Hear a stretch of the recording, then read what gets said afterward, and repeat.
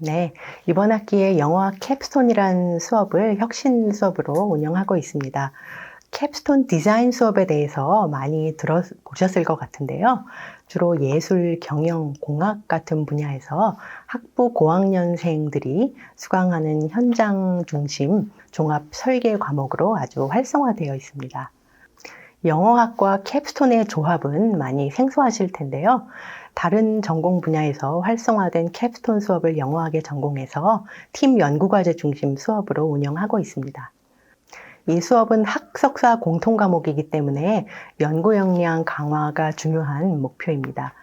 제가 최근에 고급 영어 구사 능력의 핵심을 구성하는 요소가 무엇인지를 언어 빅데이터 분석을 통해서 연구하는 과제를 진행하고 있는데, 영어학 캡스톤 수업을 듣는 학생들은 관련 연구 방법론을 배워서 저하고 실질적인 공동 연구 과제를 진행하는 데 관심이 있는 학생들입니다.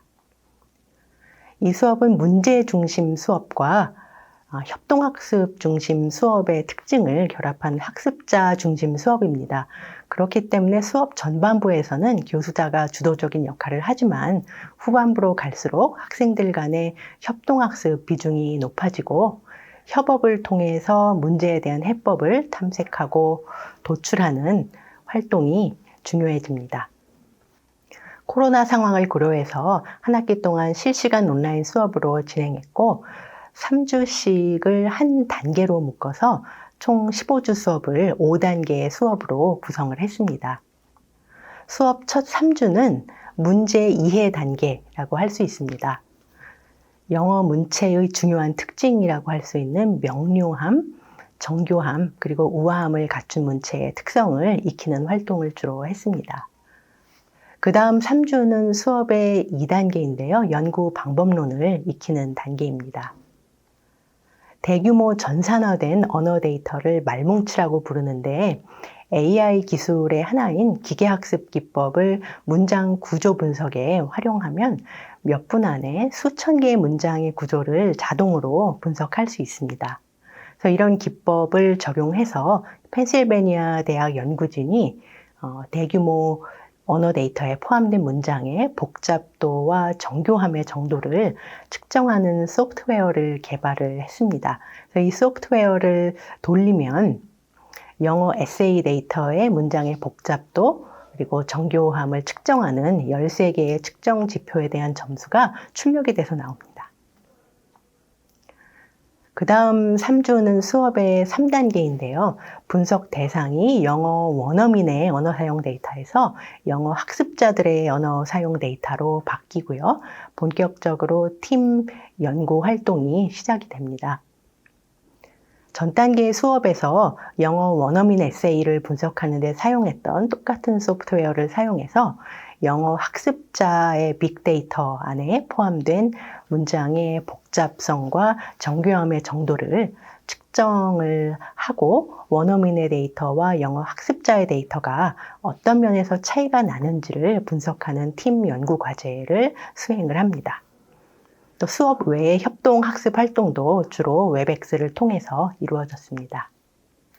그 다음 3주는 수업 4단계에 해당하고요. 학생들이 이번에는 교수자가 돼서 코티칭 활동을 하게 됩니다. 전 단계 수업에서 주로 사용했던 소프트웨어의 한계점이 무엇인지 먼저 토론 수업을 통해서 이해를 한 다음에 제가 보다 최근에 개발된 다른 2개의 소프트웨어를 소개를 합니다.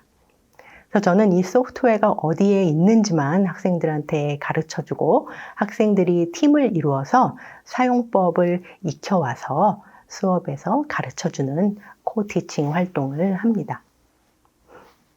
흔히 팀 티칭이라고 하면 2명 이상의 교수자가 가르치는 수업의 형태를 떠올리실 텐데요.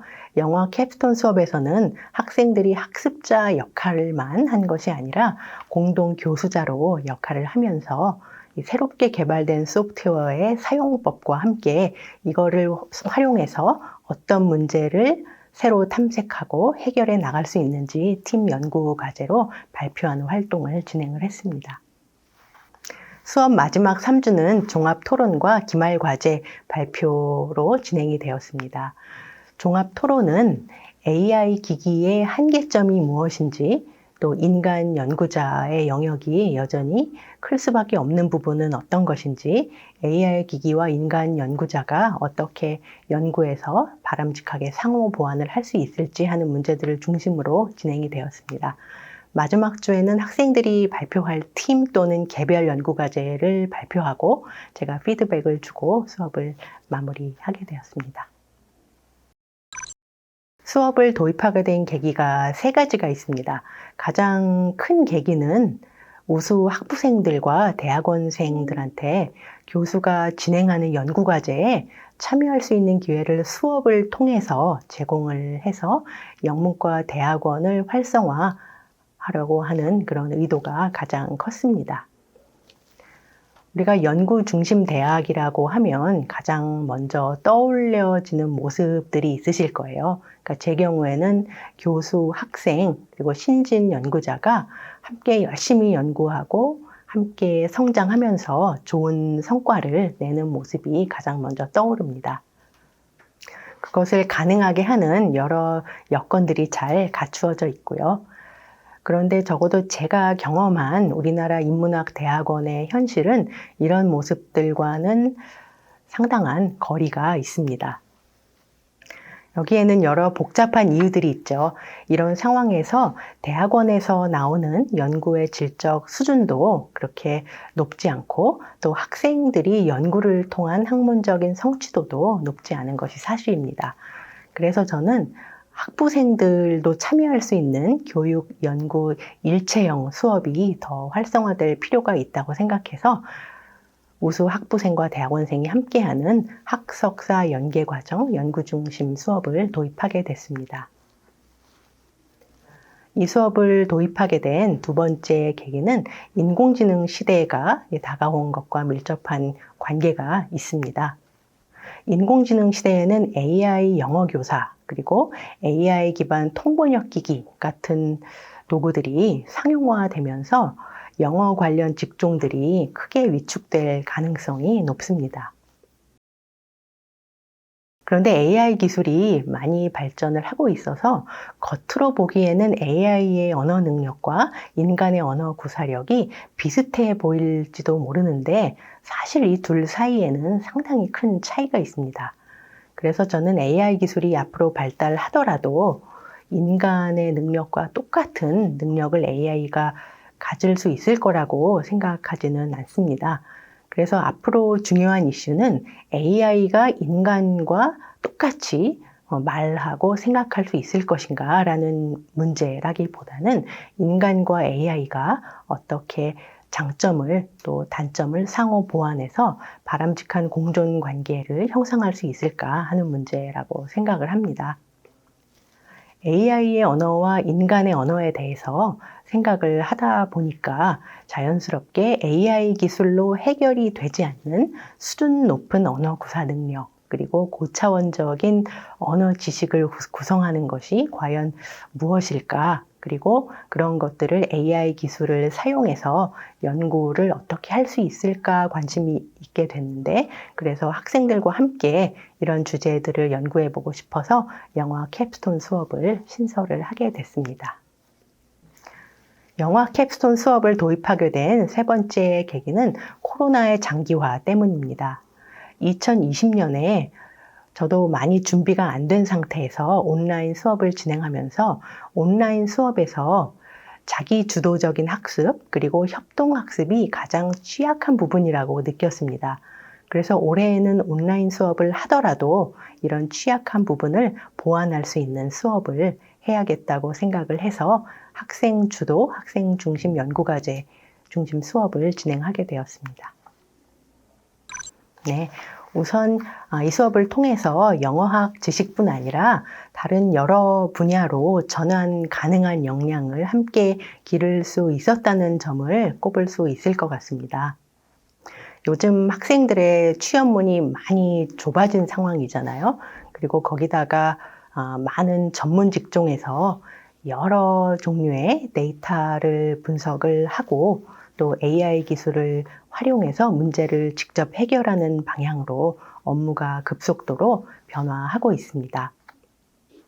영어학 캡스톤 수업에서는 양질의 대규모 언어 데이터를 분석하는 방법을 다루고 또 이런 데이터 분석 결과에서 어떤 유의미한 해석과 의미를 추론해낼 수 있을지 많은 훈련을 합니다. 그리고 거기서 끝나지 않고 AI의 오류를 수정하는 작업도 합니다. 그래서 학생들은 영어학 지식뿐 아니라 이런 현실 직업 세계에서 요구되는 역량을 함께 기를 수 있었기 때문에 학습 동기를 높이고 또 활발한 수업 참여로 이어질 수 있었다고 생각을 합니다. 두 번째 캡스톤 수업의 장점으로 제가 확인한 거는 교수자가 학생들한테서 배우는 점이 아주 많았다는 점입니다. 그래서 아까 말씀드렸듯이 수업 4단계에서 학생들이 교수자 역할을 하는 그런 코-티칭 활동을 도입을 했었는데 그 활동을 도입한 이유는 사실 제가 새로운 언어 분석 소프트웨어를 배우고 싶었기 때문입니다. 근데 제가 능력도 부족하고 시간도 빠듯해서 저 혼자를 배우는 것보다는 수업에서 디지털 네이티브 세대들한테 배우는 것이 더 빠르고 재밌을 것 같아서 그런 활동을 도입을 했는데 이런 코티칭 활동을 통해서 저뿐만 아니라 학생들에게도 큰 도움이 되었던 것 같습니다. 융합형 인재 양성도 필요하고 코로나 시대에 학생들이 겪는 여러 가지 교육적인 결손을 보완해 줄 수 있는 수업 운영도 굉장히 중요한 것 같습니다. 저는 한 학기 동안 영어 캡스톤 수업을 운영을 하면서 이 모든 것에 기반이 되는 것이 양질의 상호작용과 교류가 아닐까 하는 생각을 했습니다.